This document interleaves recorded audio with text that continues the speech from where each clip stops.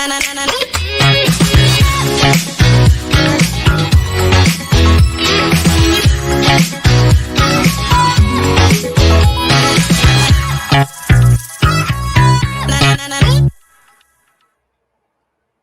everyone, and welcome to the latest Career Talks. I'm your host, Andrew Seaman, LinkedIn Senior News Editor for Job Searches and Careers. I want to start off today's show by asking you all to introduce yourselves in the comments. I think I already see a bunch of you doing that. I see Nicola from Holland, Tanya from Georgia, Tom from New Jersey, Justin from New York, Susan from California, Aline from Canada, Lucy from Massachusetts, Sanjay from India, Bettina from Germany, Oscar from Spain. So keep introducing yourselves in the comments. Tell us a little bit about yourself, where you're from, and also a little bit about your career. Maybe you want to move into a new career, a new field. Maybe you want to pivot, or you're just looking for work. Tell us a little bit about that, and then connect with each other. Maybe you see someone in the field where you want to move to, or you see someone in an industry or a job that you think is interesting. Connect with them, reach out to them. A lot of people, they end up job searching together over the internet, or they just start talking about strategy. And there's no better time to start networking than right now. It is the foundation of a successful job search. So be sure that you start connecting and introducing yourselves. And of course, introduce yourselves in the comments and ask your questions, because we'll be taking them in just a little bit. Today, we're talking all about changing careers, transitioning in careers. So I think you'll all find it really useful. We have a great guest coming up, so keep those questions coming, keep introducing yourselves. And like I said, we have so many people joining us. We have Donso from Ghana, Vanelia from Texas, Lorraine from Tennessee, Adriana from Brazil, Saeed from Canada, Gabriella from Florida, Una from the UK, and Joe from Missouri. And I'm coming to you from northeastern Pennsylvania. I'm visiting family right now. So I'm usually in New York, but I'm here today. So keep introducing yourselves, and obviously, like I said, get your questions in. And today I want to bring on a really wonderful guest that I've gotten to know over the past few years. Her name is Emily Liu, and she is a career happiness coach and also the founder of Cultivite. So welcome, Emily. Thank you so much, Andrew. I'm so honored to be here tuning in from Arizona, and I just can't wait to talk about career transitions. Yes, and I think one thing people need to know about career transitions and changing careers is that the idealized version of a career where you graduate and you end up just staying in one career until you retire at age 65 nicely doesn't really exist. There's ups, downs, twists, turns, and sometimes breaks that come in between. And sometimes you just realize that there's something else you want to do. So it's not this beautiful sort of single trajectory. And anyone who looks at your LinkedIn profile will see that you've made transitions too. So can you tell us a little bit about your career journey and the career changes and transitions that you've made along the way? Absolutely. So first, I want to say we're all living much longer these days with healthcare and science and technology, thank goodness. But yes, gone are the days where we enter a job and stay there for many decades. I personally, just in my 20s alone, have made over 6 transitions, both in industry and in title/functions. So let me tell you, if I can make a career transition, so can you. And that's ultimately what I want everybody to take away from today's conversation. If you don't take anything else, just know that we are meant for multiple journeys and multiple chapters in our careers. So when I first started, I graduated during the 2009 recession. Talk about great timing. And to me, a dream job was defined as just any job that paid me. I wasn't very selective, and I ended up taking a job in cold calling sales and quickly realized that calling 300 people a day and getting the phone slammed on me was not my dream job. So I stuck it out for a year, and during this time, I started to go back into what was familiar. Prior, I thought I wanted to go into legal, so I ended up walking into a legal staffing agency, and in the first 3 minutes of our conversation, the recruiter asked if I would be interested in becoming a recruiter, or had I ever considered it. And this is why I think that when I think about career transitions, it boils down to 2 attributes of success: serendipity, like right time, right place, and also conversations. So I ended up getting my feet wet into recruiting and really seeing the ins and outs. And during that time period, my company actually promoted me and moved me to become an HR manager in the San Francisco Bay Area. And in the San Francisco Bay Area, I started to realize that there were so many cool companies. So I did what everybody does. I started to apply online to different jobs, and I ended up starting to get a lot of rejections. And over time, Andrew, I actually started to think that there was something about me, that I wasn't smart enough, because I started to compare myself to all of the peers that went to like top universities and yeah, just had all these accolades. So I just stayed in my job. But there was a point where I wanted to transition out. Like I just wasn't super thrilled and happy. And I started to have conversations via email. So during this time period as a recruiter, I got to see like what actual successful candidates were doing. And I applied that to my job search and ended up cold emailing a Fortune 500 company, getting an immediate interview within a week of moving to LA and becoming a recruiting manager at a company that I've never worked for in that scope. And while I was there, I started to just then have conversations online. I started to share career advice, what I knew, what I was passionate about on LinkedIn. And at the time in 2016, I had no idea what a career coach was, but a company called The Muse reached out and asked, would you be interested in being a career coach? So today I'm a career coach, and this is what I love doing, is helping job seekers understand that you have everything it takes to make a career transition.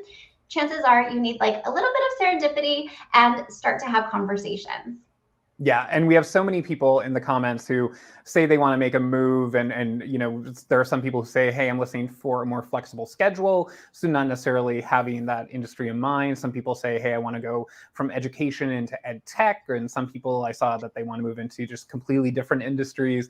And we have so many people in the comments. I see Darius from North Carolina, Doa from Egypt, Kelly from Texas, Juan from Spain, Michelle from Barbados, somewhere where I've always wanted to visit, and Bibiana from Mexico. So all these people, you know, are here looking to learn a little bit. And like, you know, just a quick reminder, keep introducing yourselves and get us your questions in the comments as well. But on top of that, what's great is that Emily has such great experience when it comes to career transitions and also working with so many people, that she's really boiled down career transitions into some really interesting infographics and steps. So Emily, can you walk us through those 7 steps that you've found are really part of a career transition? And you've sort of structured them like a pyramid. So what are those 7 steps? I love to. And it's structured like a pyramid because there is a foundation that I find a lot of job seekers forget. And when I typically work with job seekers, the first thing they say is, Emily, I'm looking to transition into this new industry or function. Can you help me with a resume? But I want to make sure that you guys can visually ingrain this and see that there are 7 steps to making that successful career transition. And the first is claiming your confidence. So if you right now, and just type in the chat me, no shame. If you right now are feeling like it's impossible to make a career transition, I want you to just hit reset on your current job search to date, because the truth is that a career transition is completely possible, but you have to believe that first. And so what I find is a lot of career transitioners, you can fill in the blank. They say things like, I can't make a successful transition because blank. And whatever is filling that blank, whether it's you're saying, I don't have enough experience, I don't have all the skills, I don't know anybody, I don't have any like US experience, whatever it may be, I just want you to recognize that that is a belief that you're holding onto that is not serving you, and it's limiting you, because whatever we think and believe is going to drive our potential. So if you're already limiting yourself by saying, I don't know if this is possible, your potential and the amount of energy you have is going to show throughout the rest of your job search. So I think, Andrew, like, I just really want people to understand that they are worthy, and you have to first believe that you're worthy so that the job offer can show up, because so many people wait for the job offer to then validate that they're worthy, but it doesn't work that way. It has to come with the belief and the foundation that I am an amazing hire and I can contribute to any organization and any industry despite not having all of the experience and skills. Yeah, no, I think that's so important. And, you have people who say, hey, listen, I can't make that move right now. There's too much going on. And very few moves in life happen instantaneously. There are obviously things that happen very quickly sometimes. But if you want to make a move, sometimes it takes baby steps and things aren't going to happen overnight. If you're trying to lose weight, you can't just take a pill and magically wake up thinner the next day. You need to put in work before you can actually end up making that progress. And you'll eventually see the difference. But, if you say, hey, I can't do that right now, maybe you could take a baby step and it'll put you on that path. And I think that's such great advice. Like you said, you're worthy, and no one should be miserable in their job. And if that's who you are and who you feel that you are, do something small to put you on a path to change that. And Emily, can you walk us through maybe those 7 steps to say, here's how you can take those steps? Yeah. So the confidence piece, again, is the foundation. It's the base. It's something that you're going to be working on throughout your job search, because let me tell you, rejections are expected. And so with that expectation, that realistic expectation in mind, just know that you can push through it. So the second step is to clarify your calling. I can tell you that we are all multi-passionate, we're all multi-talented. We can do so many different jobs out there. And I think where a lot of job seekers, especially career transitioners, get stuck is they try to keep this very broad search. They say, like, I can do this and this and this. And it not only confuses them, it confuses the employers. And the misconception is, like, if I start to narrow down my search, then I'm closing out a lot of doors. But actually, the opposite is true. When you start to clarify and you get so targeted on, this is what I want to do, this is how I want to add value, this is the type of organization or population that I want to serve, you start to know exactly what you need to say, you know exactly which rooms to be in, what kind of conversations you need to have. And at the same time, the person on the receiving end is starting to understand, wow, Robert is really passionate about this. Robert is really dedicated and committed to learning about this. And so that's when you can start to make that career transition a lot quicker and easier as you clarify your calling. Yeah, and I see a lot of people in the comments who are saying, I want to make a move, but it seems like maybe they don't have a good idea of necessarily what it is they want to move to. And so I think that is the step probably it looks like a lot of people are on, where, maybe they need to ask their friends, hey, what am I good at? Or, what do you see me really enjoy doing? And a lot of people, they are terrible when it comes to sort of knowing themselves or analyzing themselves, but everyone else is looking at you. So always ask your friends, I think. At least that's always my suggestion, is ask your friends what you're good at and what they see you light up doing. Yeah. And I think another tip there is to also kind of put a clean slate, like almost like wake up with amnesia, if you will. And because I think a lot of people tie themselves to, like, well, this is what I studied, or this is what I majored in, this is where my past decade of experience is. So they feel like they have to pigeonhole themselves to that. But if anything were possible, like, I like to ask people, like, you're just being selfish for a moment. You can always go back to, considering everything else. But if you were to just be selfish for just this one moment, what is it that truly lights you up? What is it that you dream of? Because deep down inside, we all know what we want to do. We often put a lot of excuses and a lot of fear and a lot of doubt onto what it is that we want to do, which is what keeps us stuck, and it keeps us languishing in our careers. Yeah, definitely. I think that's really true. And the next step is really interesting because it is a bit of self-analysis, I think. And, I find a lot of value in finding my own story. So can you tell us a little bit about sort of how people can craft their own career story and why that's so important? Yeah, so definitely once you have that target job in mind, the third step is to craft your career story, because we all have dots that we can connect. And if we don't connect them and we don't take the time to connect them, then the employer is not going to do it for us. Most people don't know their own stories, right? And so it's really interesting. There's a stat out there that in closing arguments of criminal cases, the two attorneys, the defense attorney and the prosecutor, they have the same exact stats, the same exact facts, but the way that they share the story, it already moves 85% of the jurors to decide on who is guilty.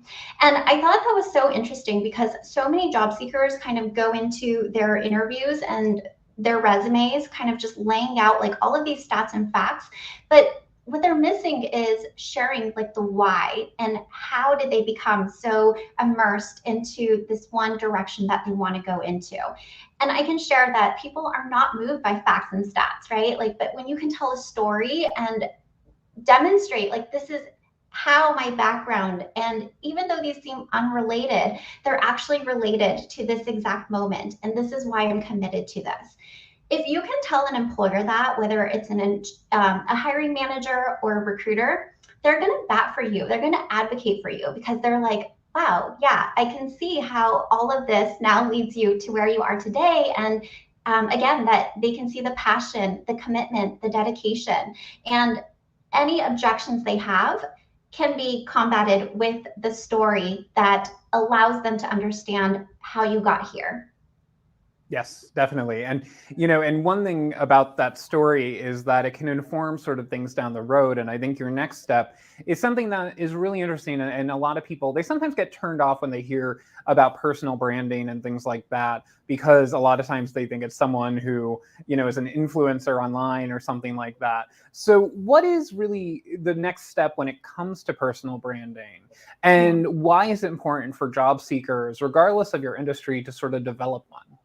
Yeah, I feel that we're all services. I was going to say products, but we're really services because at the end of the day, a company is giving you a salary, right? So if I'm giving you $100,000, what is it that you're going to be solving for me in exchange? And I think the more we can see ourselves as services, we can understand why it's so foundational to create a personal brand, because at the end of the day, we're marketing our service.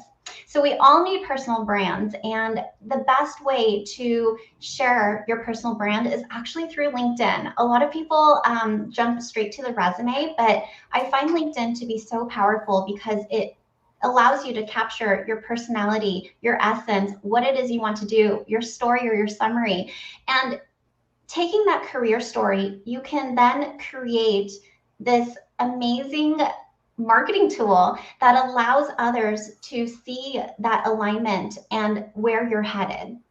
So I think that when we talk about crafting your personal brand, it could be through different avenues. If you, for instance, are going into marketing and social media is a big piece of your job, having like an Instagram or a LinkedIn page would be really helpful. But for most industries out there and most roles, a LinkedIn is just enough to be able to have recruiters find you. Recruiters are hanging out there every single day, but it's also a chance for you to connect with whoever it is that you want.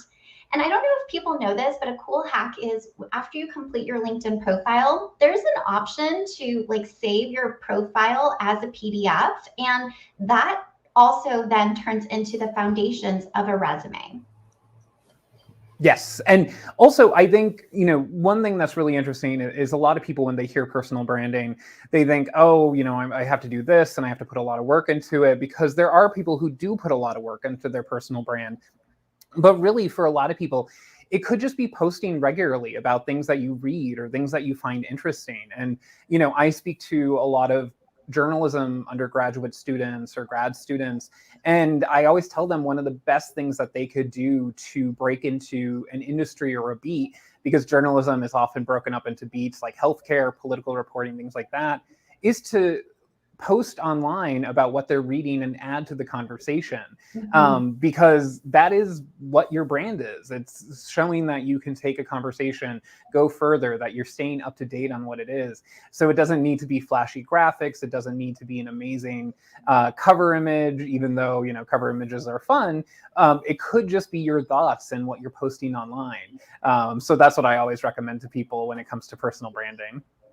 Absolutely. And I think you hit the nail on the head there, Andrew, because people need to be able to walk the walk as much as they talk the talk. And the personal brand does exactly that for you. You can say that you're passionate about journalism, but when you're comparing two candidates side by side and one is actually sharing the industry knowledge and keeping up to date, or even sharing their own writing skills through like status updates, right? Again, there's so many candidates to compare against, but when you can start controlling that narrative, this is your personal brand. You want others to start recognizing you and understanding like this is somebody who is actually passionate and credible in the journalism space. Yeah, and that's one way that you can expand your network, is because people will look at that and say, hey, you know what? This person knows what they're talking about, that they are engaging online, they're actually pushing the conversation forward. And I think that leads us into the next step about really tapping into a network, which is, even when I look back on my career, how I landed most of the positions and got to where I wanted to be. So can you tell us about that next step? Yeah, connect with your dream network is the next step after you have this amazing LinkedIn profile in place.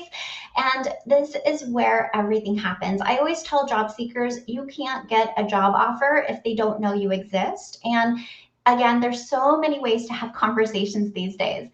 I also let job seekers know that we live in an incredible time and place right now where you do have instant access to almost anybody you want to connect with, right? Like if you think about it, back in the day, you would have to like hunt for a CEO's contact, or you would have to like really talk to somebody within the company to know who the hiring manager is.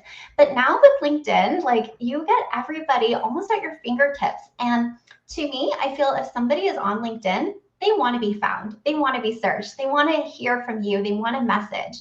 So now that you have this clarity in mind of this is what I want to do, you have your story of this is how I can do that, and you have that LinkedIn profile in tip top shape, this is where the conversations start to happen. And conversations can happen in so many ways. Through my career transitions, it was through in-person meeting with a staffing agency and then putting me into a role. It was cold emailing a hiring manager and getting immediately seen and put in front of in front of the hiring manager.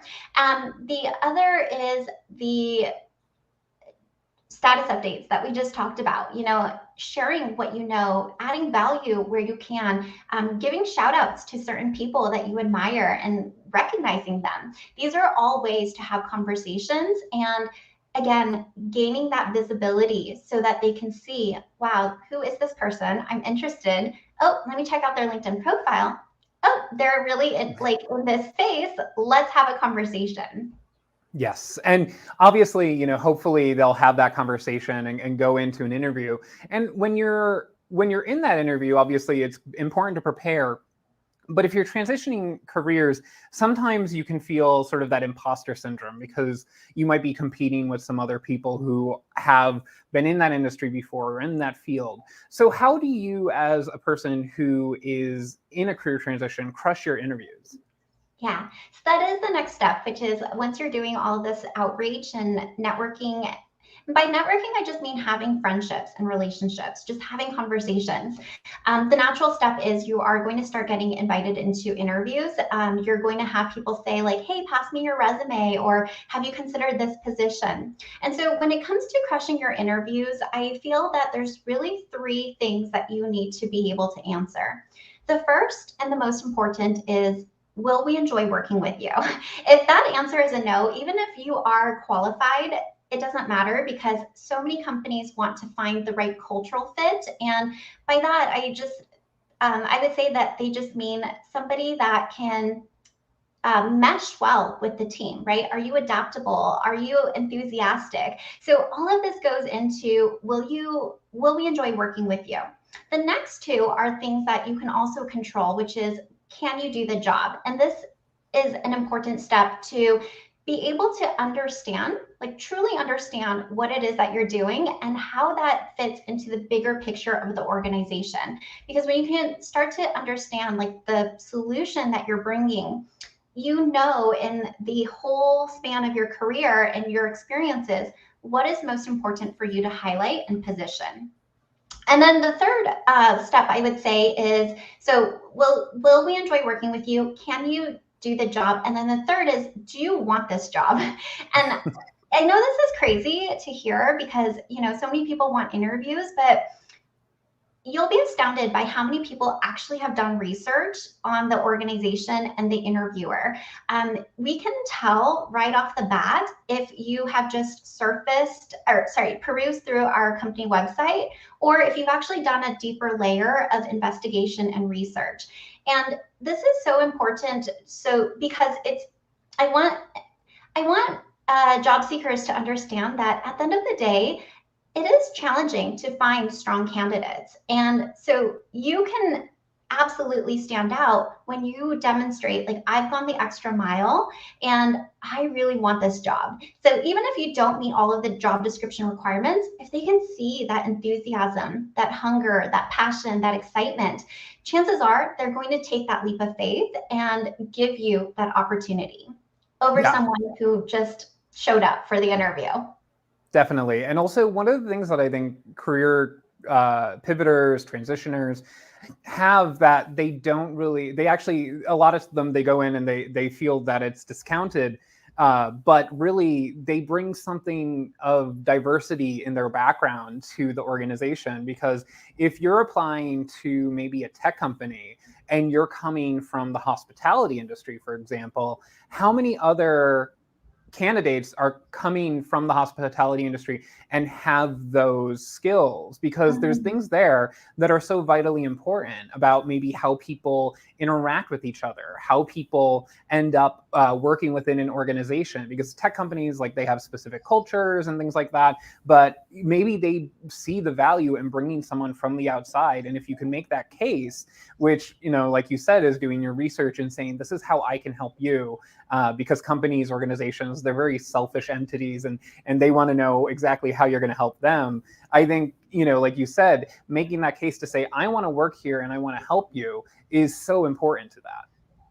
Definitely. I feel like it's important for job seekers to shine a light on what it is that they want to help with, because I know as a career transitioner, I've been there myself. We talked about imposter syndrome. We often have all of the facts about us, and we kind of go into that, like, this is what I'm missing, this is what I'm lacking. And so we end up shining that light on that indirectly or subconsciously. But you're absolutely right.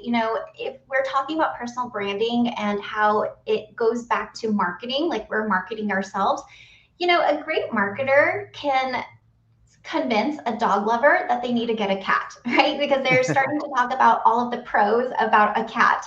And the same thing goes for us. We are transitioning into a new industry or new role, but we have other parts of our background and experience that's even a greater value add to them. But it's on us as job seekers to be able to have that conversation and confidently share that, so that it's not like so much to convince them or pull their arm, but so that they can see, wow, I didn't consider that, but I can see how that diversity and that that external experience and perspective can really shape and shift our organization as well.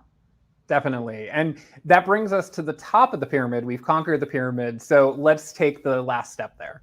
Yeah, so the last step is to command your worth. And this is big for career transitioners, because I feel a lot of us might go into that negotiations thinking we don't have the power to negotiate because we're missing that industry experience, or we're missing that functional experience or knowledge and skill sets.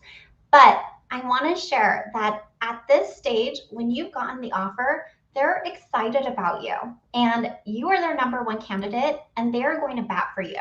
So I want to help job seekers out there to reframe negotiating, because I feel like a lot of us go into it thinking that we're greedy if we ask for more. We don't want to seem ungrateful. But the truth of the matter is, I work with ambitious professionals that if they're given this opportunity, they're going to put all of their energy and their focus and their effort into becoming a top performer. And so you want to go into that negotiation just knowing that you're going to be delivering and you're going to be learning and coming up to speed quickly. You want to get the top end of that salary range. And I just really want to emphasize that recruiters and hiring managers are actually expecting you to negotiate. Very rarely do they give an offer and put this note that says, this is the last and final offer, take it or leave it. It's actually just the starting ground. And it's the same as like when we go into a car dealership, right? We're looking for a new car. We see that sticker window price. That's like the offer letter, but we don't necessarily take it, right? We know that there's some bargaining power. There's some negotiations that are that we have room to negotiate. So I just want you to also feel empowered to do that if you're making a career transition. Yes, and one of the nice things about living in New York City I have found is that I don't have to negotiate with car prices. So I've fortunately avoided that completely. And I have a few more questions, but before we get to those, I just want to remind everyone to keep getting your questions in because we'll be taking them in just a little bit. Like I said, I have a few more questions to get through that I'm going to be asking Emily, but get your questions in and we'll be getting to those in just a little bit. And I guess my next question for you, Emily, is, when it comes to, being a person who is transitioning in their career, how do you stand out in an interview? How do you sort of make that case? Because you obviously want to make that impression. What is that thing where you could say, go into an interview and say, I'm going to crush this? What would you say is your top tips there? Yeah, I think doing the preparation is key because 80% of the questions during an interview are predictable. Like you can pretty much guess what they're going to ask. And so coming in with that preparation, I think will help you feel more grounded. I do know that as you're going into a career transition, you can almost guess like what the objections are going to be. And so having an answer for that is very important and paramount. An example of this is an industry change. You came from hospitality, like you said, but now you want to move into tech. How are you going to come up to speed? And it's not so much like they have this objection and they're closing the door immediately. They've already seen your resume. They know you don't have any tech experience. They're still talking to you. They're excited about you. So it's really about just giving them that assurance and pulling upon past results.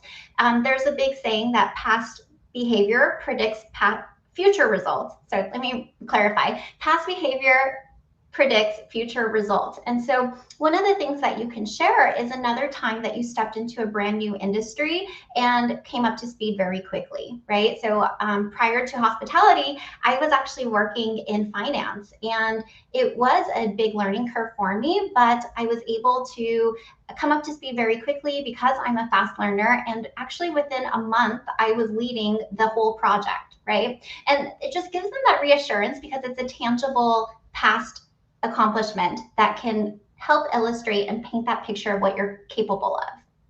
Yes, that's really good point. And I guess, I see a lot of people in the comments talking about, they wish they could get an interview. And taking a step back, part of that is knowing which jobs to apply for. And especially if you're transitioning in your career, you may feel, what, I don't have all the requirements that they're asking for. In fact, I'm missing, maybe half to a third. So for people who say, I want to go into this industry, I need to get experience, I think this job is right for me and I could do it. What is that sort of judgment where a person says, I can do this job based on the job description? How many, do they have to meet all the requirements? Do they need to meet half? What is your suggestion? I'm laughing because most job descriptions are literally copied and pasted and they're like rinse, recycle, repeat. Sometimes you'll go into an interview and recognize like, wow, none of this, what they're explaining or describing is actually on the job description. So what I'm going to say about job descriptions is it's nice to have as a baseline for your interview prep so you can know like, oh, they're asking for these things. I have that. Let me go ahead and infuse this into my responses. But for the most part, I know a lot of job seekers, they'll like analyze something to death and then they'll say, I don't have that, so I'm not going to put my foot in the door. That's the wrong approach. Job descriptions, I would say if you can meet 70 to 80%, it's good enough. Go for it. Because here's the reality is if you're meeting 100% of the job description requirements, you're most likely then taking a step back in your career. You want to leave room to grow in the next organization or the next role that you're stepping into. So I would say not to obsess over job description requirements, but instead focus on the connections and the conversations. So great, you want to work in this role at this one organization. How can you get to know somebody in this organization? Again, LinkedIn is an excellent tool to start conversations, to introduce yourself to recruiters, to express your interest and your value. But the more conversations you have, and you can articulate and describe what it is you want to do and how you want to do it and why you can do it, this is when naturally people are going to advocate for you, and they're going to say things like, we actually have this opening. Would you be interested, or would you like to be considered? Sometimes they'll even say, I don't think you're a good fit for this, but I can sense that you're a good overall fit for our organization. We have this coming up. Would you be interested in exploring it? Yeah. No, I think that's really good, especially, if like maybe you got close to the role and then all of a sudden you had, you found out maybe you're not right for that one, but there's another opportunity at the end of the tunnel. It's not necessarily a dead end. I think that's a really good point. And, I want to make sure that we get to questions in the stream. So my last question for you would basically be, if you are transitioning in your career and you could tell people maybe the top 1 or 3 things that they could do to stand out during their job search process, what would it be? Great question. So I was just recently watching Hulu's show Hot Market. It's a reality real estate agent show, but I found something really interesting.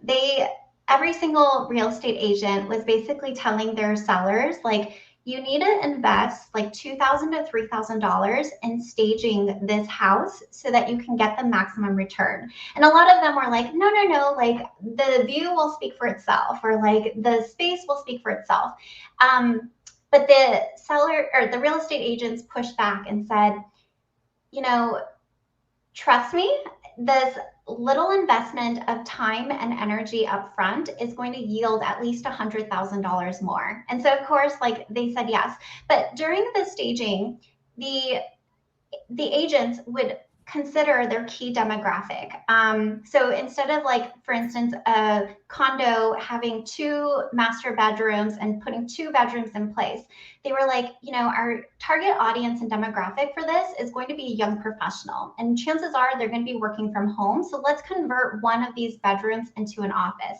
And the point of that is, as buyers come in, they, within 10 seconds, are already making their decision on whether or not they can see themselves living in this house.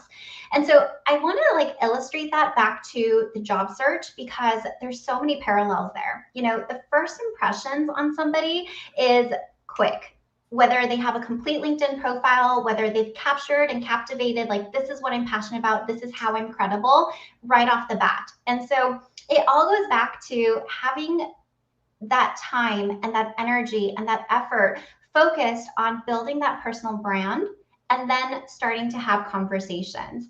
And I feel like a lot of job seekers, they miss all of that because they're so focused on, oh my gosh, this job posting has been posted for 30 days. Should I apply? Is it too late? And so then they go ahead and put together like this, or they don't even put together a resume. Chances are they've put together like this broad general resume and put it into the ATS system, and then they wait and they wait and they wait.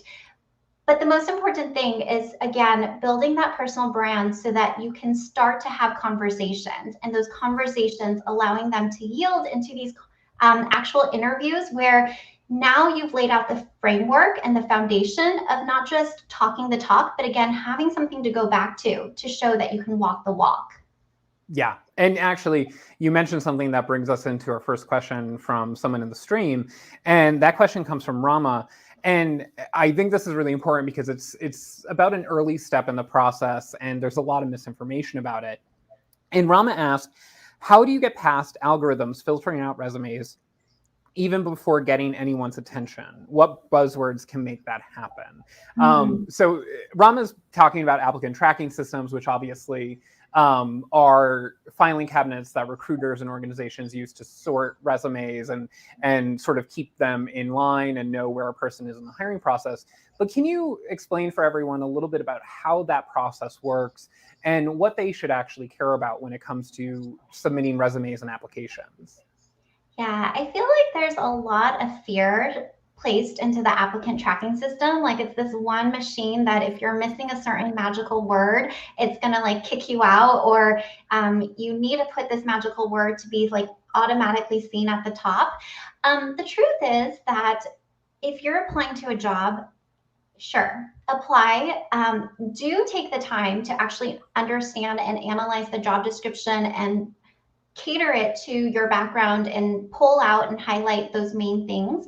But if you're spending like over 30 minutes like tweaking your resume, I would rather you spend that time in having conversations. So what I always tell my job seeking clients that I work with is, sure, apply online, but don't leave it there. Don't leave it to chance that somebody on the other end may or may not pick up your resume. What you can do is go on LinkedIn, find the recruiter or the hiring manager and introduce yourself following up on that application. You know, something as simple as, hi, I wanted to follow up on my application that I put in on X date for X title. And then really go into your interests. Why are you excited about this organization? And then quick snapshot of what it is that you want to add value to. And ultimately what happens is that person's going to be like, who wrote me this amazing message? Let me look at their LinkedIn profile. Again, LinkedIn profile, all polished, tip-top shape. And that's when the conversation begins. Yeah, I think that's such great advice, because everything that you mentioned are things that job seekers can control. And you can't control how an organization uses their applicant tracking system. You can't control what applicant tracking system they use. Really, for most organizations and the recruiters I talk to, it is literally just a big filing cabinet. So after you submit your application and you follow up, what they can then do is say, oh, Bob Jones ask me a question. They go to their little computer and they type in Jones B, and all of a sudden the resume pops up. So they get to scan everything very quickly. But it doesn't necessarily mean that they're filtering out resumes or anything like that. You know, all applicant tracking systems are different, and you can't control what they're doing, but you can control what you do on the other side of that. So I think that's really important, that you don't get caught up on sort of things you can't control. And like Emily said, there are things that you could do to push the envelope and get in front of people that doesn't rely on that. And also something to remember is if you're filling out applications online and they have questions that say, you know, are you legally allowed to work here? Are you legally allowed to work there? And then you automatically get a decline. That's actually just means that you're not meeting a minimum requirement for the job. So it's automatically bumping you out, and that they wouldn't consider you for that position anyway. So it's not that this computer system is rejecting you. It's that they can't look at your information because of possibly a government contract or something like that. Am I on the right sort of track there, Emily? Yeah, but I think you hit on a good point, which is we can control what's on our side of the street. And so that means if this is your dream company and you get a rejection email, you could be like the majority of job seekers who make it to mean something about you, or put together a story, or jump to an interpretation or assumption. Or you can kind of take a step back, and if this is truly the company that you want to work for, come up with a game plan, like map it out. You know, this is where I want to be. Maybe not in this instant moment, that's okay. But if it's important to me, like 2-3 years down the road, what is it that I need to be doing today? What is it that I can control? And you know, I think it's really important to understand that, going back to my career transitions, everything is kind of like serendipity. And we all heard by now that networking is really about building relationships, which relationships take time. So what is it that you can say to that recruiter or that hiring manager today? What kind of plan can you put in place to start getting to know people in that organization? Because the fact is, there's a lot of opportunities out there, and we don't always control when they're going to come about or which opportunity it is. But the more we can immerse ourselves into the conversations that we want to have with the people that we want to have, that's when the best opportunities are just going to emerge. Yeah, no, I think that's a really good point. And, you know, early on in the conversation, you mentioned doing a deep dive into the companies that you want to work for, and that shows that you want to work there. And we have a question from Anna in the stream who asks, what do you recommend for doing a deeper dive to research the target company organization than reading just through their website? Because obviously their website might give you superficial stuff or give you the nice PR answers that they're looking for. But how do you show or do the research to show that you've really looked under the hood of a company or organization? That's a fantastic question. I'm going to go back to conversations, and sometimes the best type of information you can get is actually from somebody who's on the inside. And so this is really where taking some time to look through people's profiles at that company, again, using LinkedIn, can really pay off. And again, it's not necessarily about that one job. I would say that it's really about building a genuine relationship. So if you're looking at this company and you're looking through its employees, it doesn't matter if you're going for a finance position and somebody in the IT department or somebody in the compliance department is jumping out at you. Take a look and just see, like, do you have anything in common with another person? Do you admire this other person? And reach out, share hello and why. Like, out of the thousands of profiles out there, you're reaching out to this one person. And the best thing that can happen for a career transitioner is you build these advocates who, when an opportunity emerges, whether you see it on their website or they just think of you because they're in these hiring discussions, they can advocate for you. And we all hear, like, this is not groundbreaking news, but referrals play a huge role in the hiring process. And that's because people want to hire others that they can trust. And somebody's words about you and just being able to speak to your character can go a long ways, and it can make up for any skills or experience that you're lacking.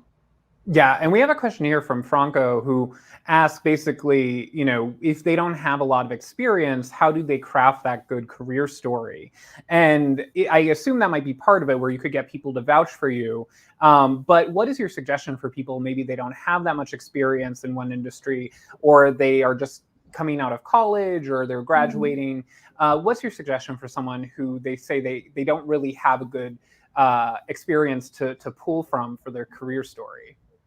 Excellent question. And this is really where, again, it goes back to you controlling your narrative and you taking in control of what you can control. And so if you're really interested in going for a new industry or a new function, but you don't have that experience, my question to you is, how can you get that experience? And what I find is a lot of job seekers, they downplay or like they dilute their experiences.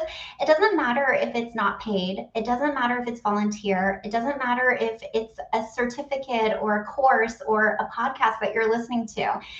You want to just start immersing yourself into that role so that when an employer asks you, like, why are you interested in this? You can share these very tangible, to Andrew's point earlier, like little things that you're doing along the way. So I'll give you a quick example. One of my clients was in HR. Her whole background was in HR, but she really wanted to move into finance.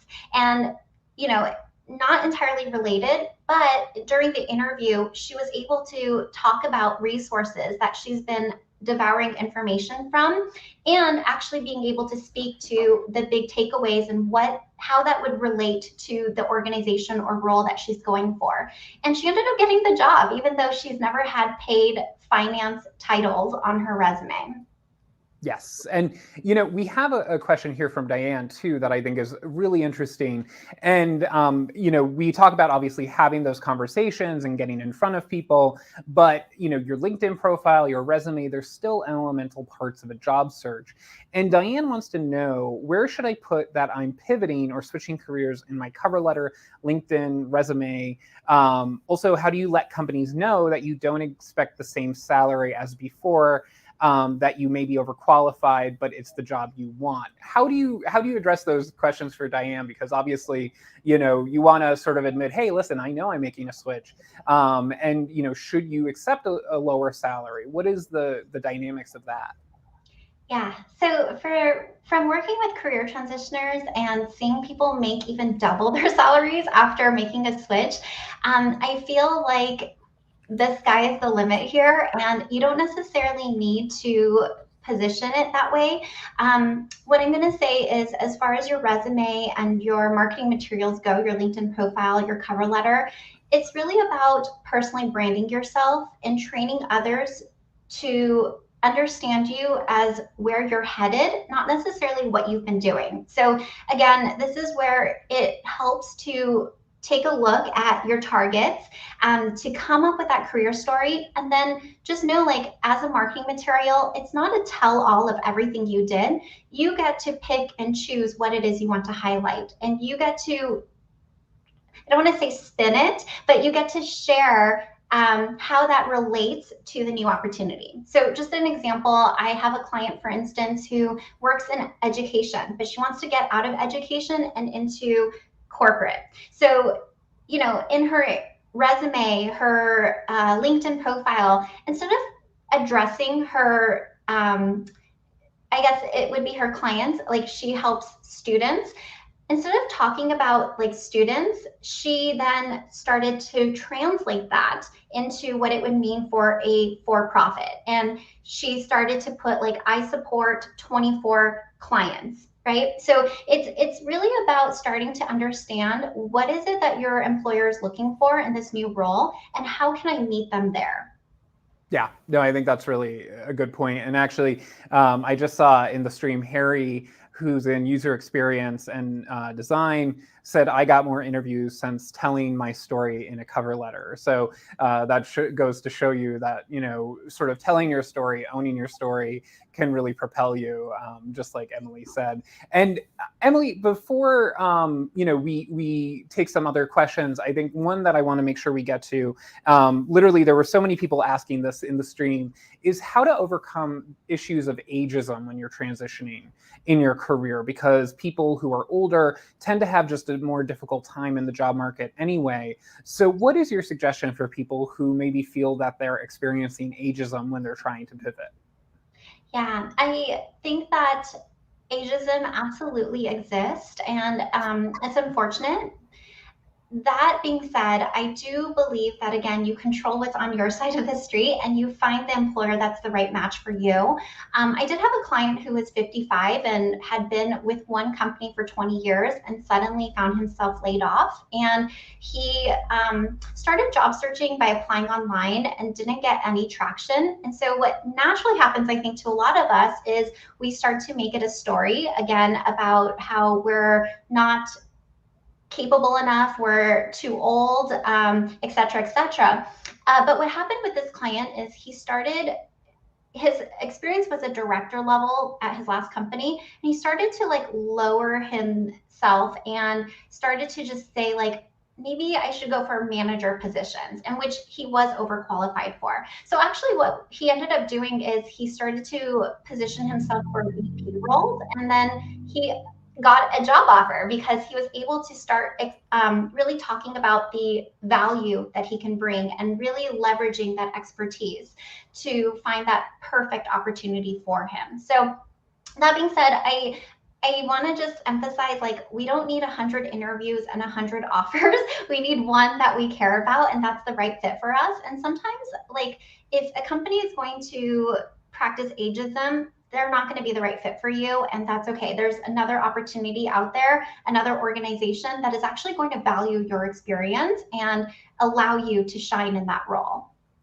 Yes, and I just saw in the stream a great comment from Nicola, who says, older but wiser, experienced, and awesome. And I think that's also such a good attitude to go into it with, because a lot of people, I think they go into situations where they're like, especially if they've been a victim of ageism before, that they say, oh, I'm going to go in there and they're going to get me because I'm older, or that I've been in a position for a long time.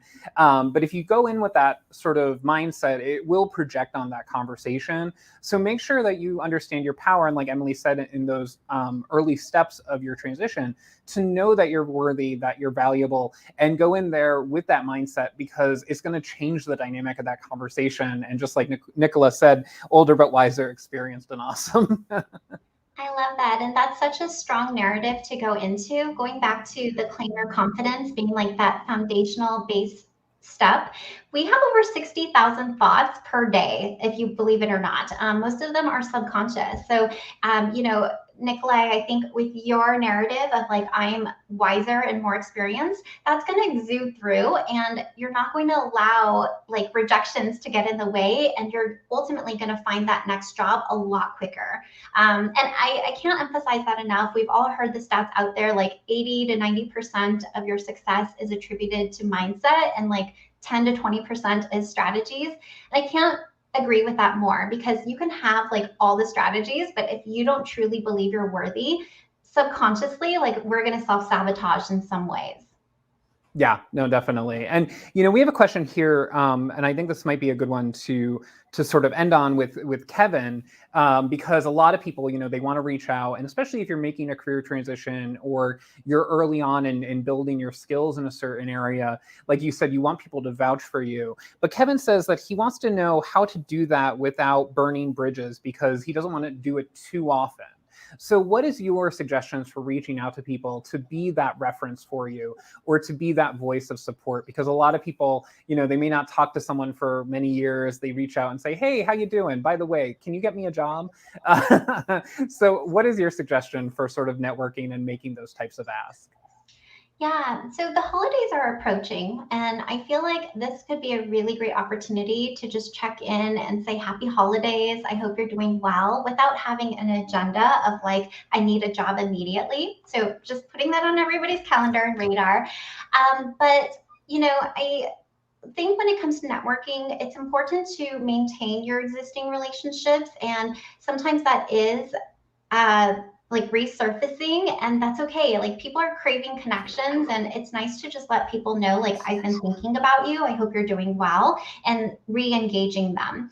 And then you can also focus on new connections as well. But as far as like recommendations and referrals go, I think the best thing you can do is start by adding value to somebody. And so maybe instead of asking them for a recommendation or referral, it's like you going to their LinkedIn profile and endorsing them for skills, or writing them a recommendation, because most people want to reciprocate and most people want to help.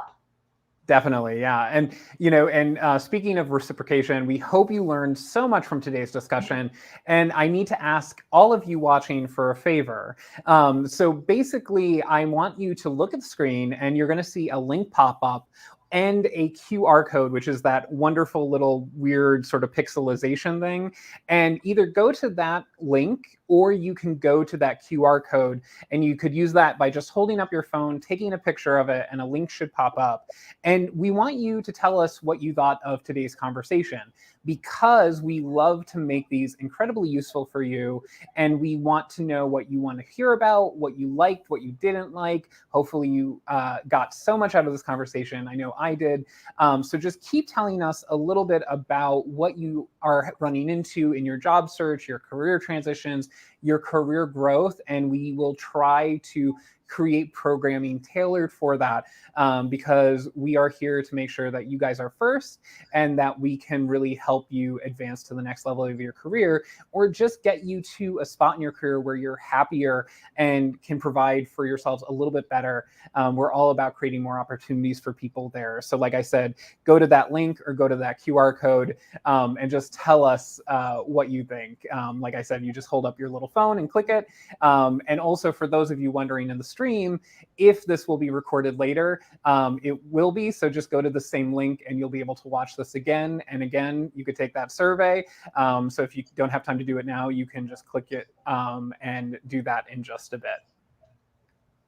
And thank you all so much for joining us. And also, Emily, thank you so much for joining us. I got so much out of that, and it's always so wonderful talking with you. Oh, same. It's been my pleasure. I love talking to you guys about career.